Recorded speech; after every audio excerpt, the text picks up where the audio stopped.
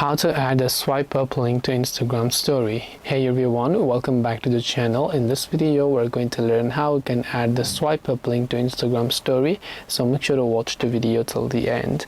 In order to add the swipe up link to your story, so maybe you're trying to, let's say, upload a story over here, right?